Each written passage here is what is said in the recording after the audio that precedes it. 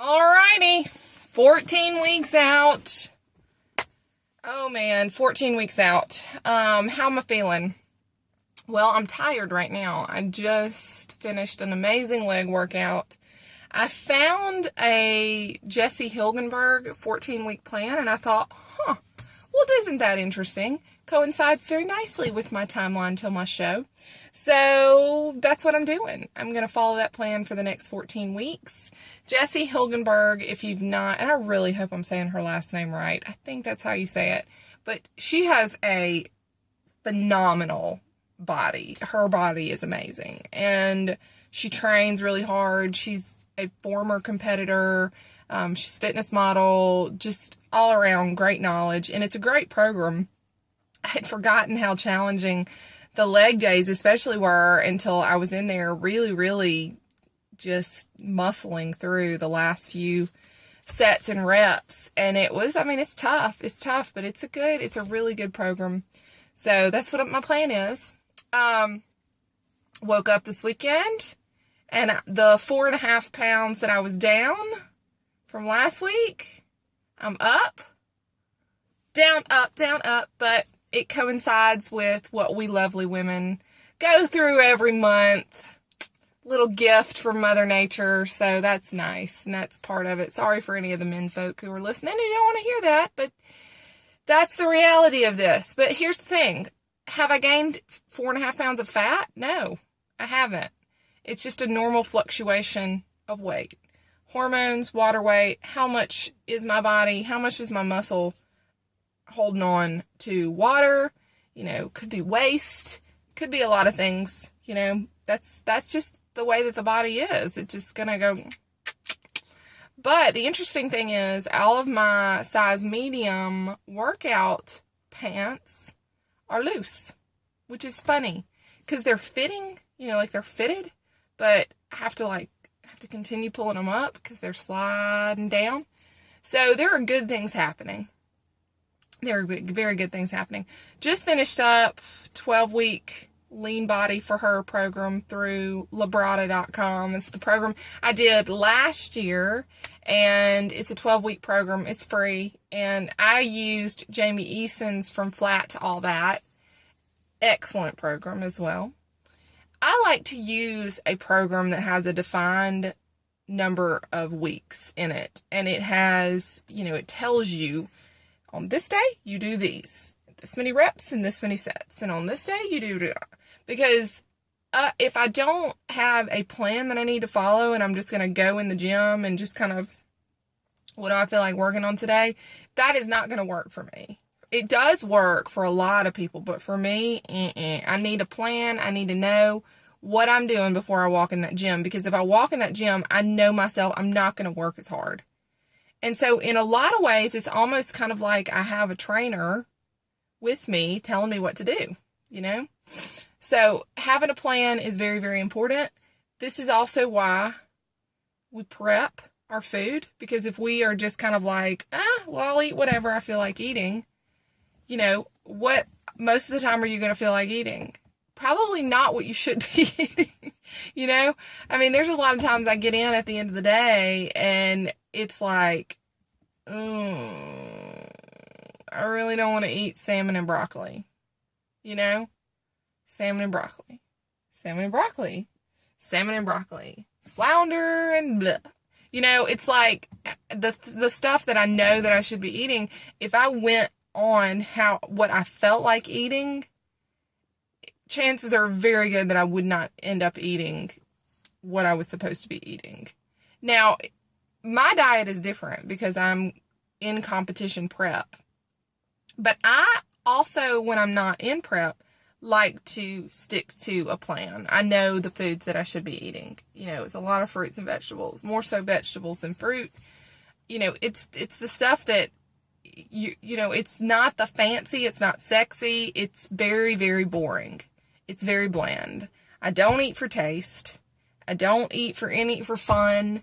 I eat for fuel, and I would say if you're trying to do one thing if you're really trying to change your body, I will tell you you have got to, step one, get away from this mentality of food as fun. Now, is food fun? Yes, it can be fun.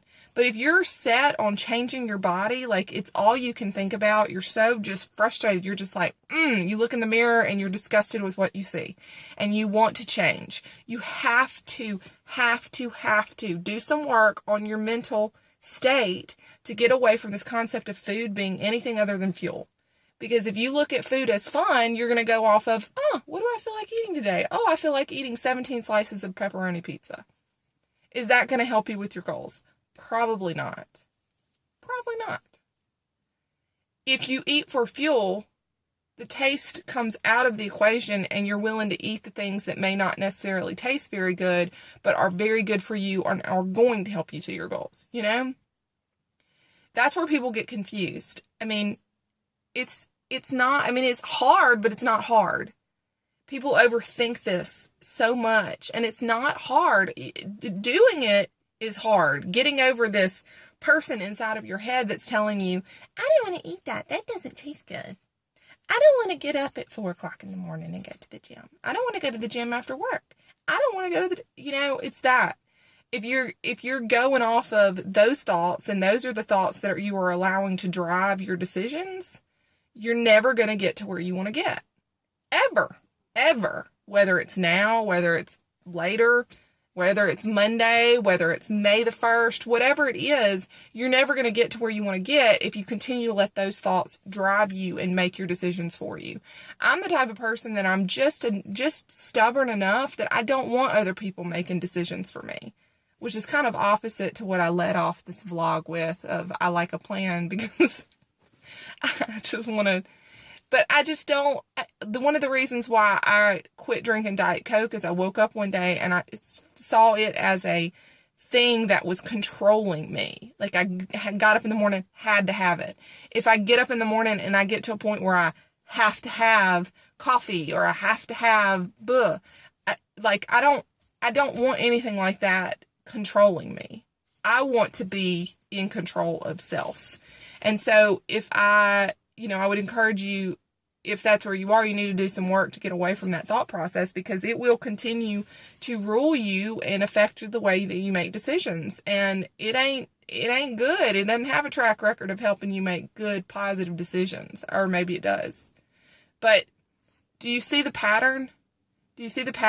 Everybody wants to kind of glorify and sensationalize all these quick fixes.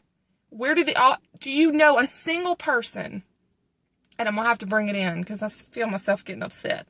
Do you know a single person who's ever used a quick fix to lose weight that has been able to keep that weight off? No. I don't. I don't. I don't know a single person who's used a wrap or a pill or a shake or anything to have a long-term change. My goal when I get to the other side of this life, into my senior years, my golden years, is for it not to take so much time and energy, is to just get to that point where I don't have to work so hard to keep it going. You know, you do a lot of hard work at the beginning, and you still continue to work, but you just kind of coast a little bit, because you're so in tune with these habits that you don't even have to think about them. They just are part of what you do. And when people ask you a question about, oh man, what are you doing? You're just like, well, I don't know. I'm just living. Because it's just part of what you do. That's what I'm saying. It's hard work now, but I'm telling you, here's the thing. The people that are most successful with lifestyle change, with diet and exercise, that are looking so good, that has been the effect of time and consistent application of those good habits. That's just it. There is no other way. I mean, there's lots of other ways, but the end result is the same. Back to the beginning. If you want to get out of this, stop here. Change the thought pattern of, oh, I'm going to do all this for fun. Or I'm going to let whatever self says, hey, let's eat this. Or hey, let's do that. You got to get out of that. And you have to stop buying into the lies that society is going to tell you that it's so easy. Just take this pill, drink this shake, and lickety split. You'll be thin again. Thin and fit. No, No, that's not it. All right, this is a 10-minute video. I'm sorry. I just got all, I didn't even know what I was going to say. I was just going to update you guys on week 14 and then just like, whoop. But isn't that just, we're so used to that by now. Anyway, all right, well, happy Monday. 14 weeks out. Gonna get through this and rock and roll. It's gonna be good. All right, y'all have a good day. Peace.